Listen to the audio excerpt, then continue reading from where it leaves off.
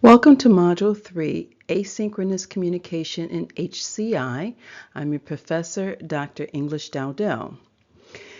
Now we're going to shift gears a bit this week. So far in this course, we've talked about interfaces, interaction, and how people experience systems.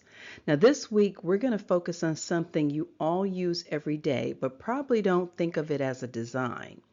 That's written digital communication, such as email, text messages, chat tools, announcements, discussion posts. These are not neutral tools, they're design systems, and they shape how meaning is created, understood, delayed, or ignored. And from an HCI perspective, that makes them very worth studying. Now let's start with the definition. So asynchronous communication means the sender and the receiver are not interacting at the same time. So examples of this could be like an email, text messaging, discussion boards, team chat messages, project comments, or even like the LMS announcements. There's a delay. Sometimes might be minutes, sometimes it might be hours, sometimes it might be days. And that delay changes everything. Now, in face-to-face communication, we've got like facial expressions, we've got tone of voice, we've got immediate clarification, and we've got body language. But in asynchronous communication, we lose almost all of that. What's left? Just words, punctuation, timing, structure. That's it. Now, this is where HCI connection becomes really important. Human-computer interaction isn't just about buttons and screens. It's about how systems mediate human communication. It's how interfaces influence interpretation. It's how design decisions affect behavior. Asynchronous tools don't just deliver messages, they shape how messages are interpreted. So, for example, a small message can feel efficient or it could feel cold.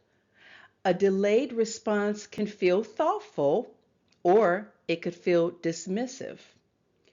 A poorly structured email could feel overwhelming even if the content is reasonable. So when confusion happens, that's not just a human issue. From an HCI perspective, that's a design signal. Now, before we go any further, I want to pause and make something very explicit. This module is not just conceptual. There's some very specific skills that you should be building this week. So let me be really clear about what I expect you to be learning here and why it matters. So in this module, you're going to be learning how to write clear professional messages. You're going to provide enough context without over-explaining. You're also going to learn how to understand how tone and structure affects interpretation and recognize how expectations about response time does matter. Now, these aren't just writing skills. They're interaction design skills applied to communication. First off, writing clear professional messages is important. Clarity is not about sounding fancy, it's not about using big words, and it's definitely not about writing longer messages.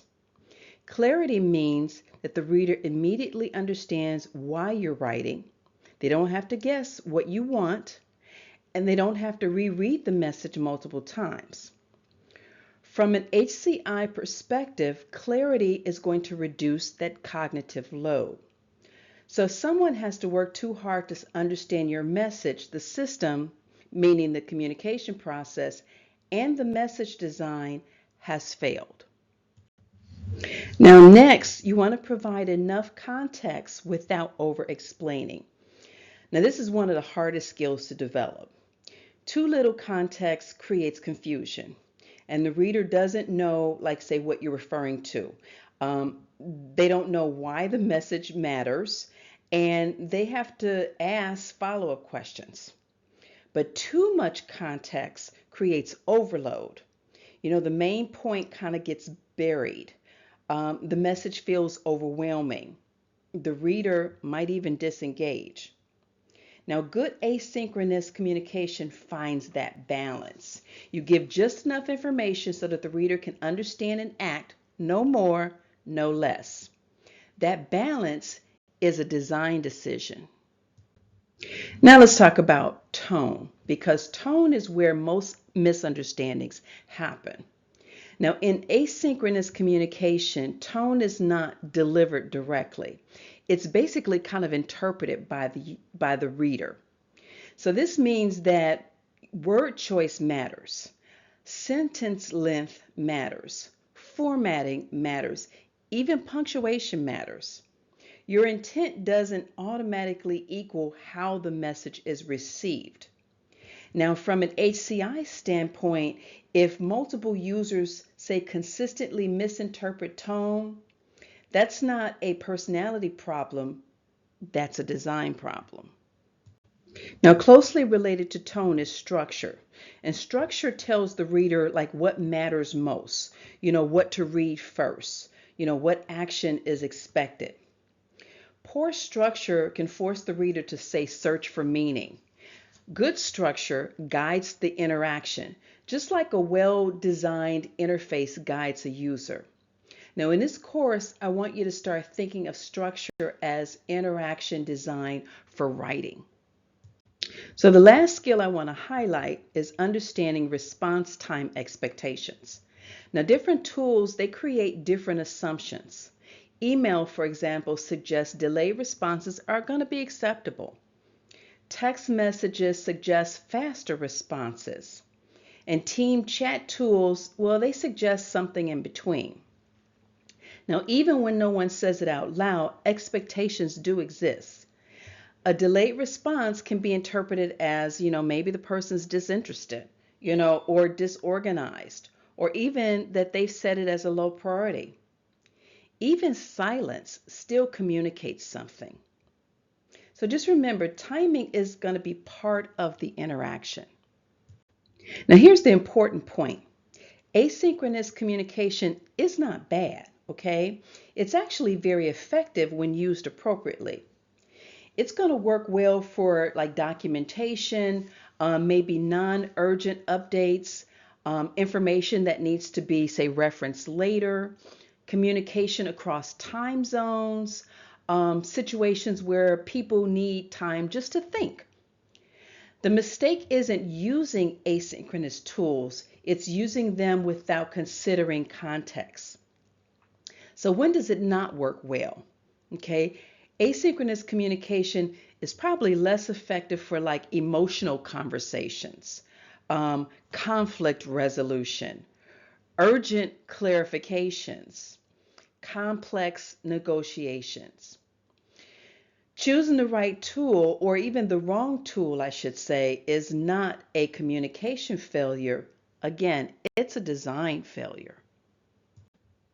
Now, the reading assigned this week looks at different types of written correspondence, emails, texts, memos, and letters. Now, as you read, I want you to pay attention to purpose, pay attention to the audience, tone shifts, even the medium choice. Don't read it only as like writing advice. I want you to read it as a design analysis of communication tools. Now let's talk about milestone 1 because this lecture directly kind of supports it. In milestone 1, you're not redesigning anything. You're observing and you're describing. Your job is to kind of step back and ask, who communicates with whom? What tools are used?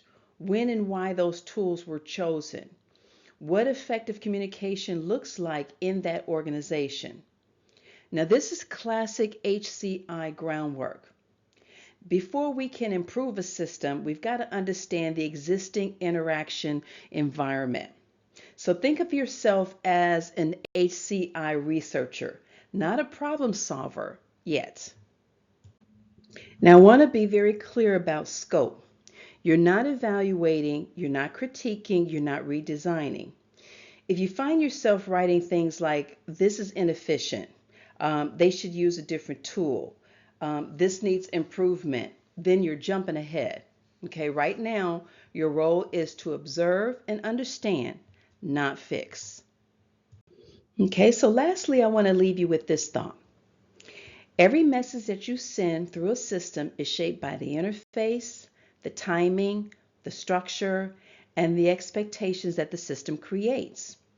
Now, this week, I want you to pay attention to things like messages that feel confusing, tones that feel off, delays that cause frustration, and situations where maybe writing wasn't the best tool. These moments are not mistakes, they are HCI data. Now, as you work through the readings and the milestone 1 this week, I want you to remember that you're not just learning how to write better messages. Asynchronous communication is interaction. Messages are interfaces. Writing is design, and misunderstanding is a usability signal.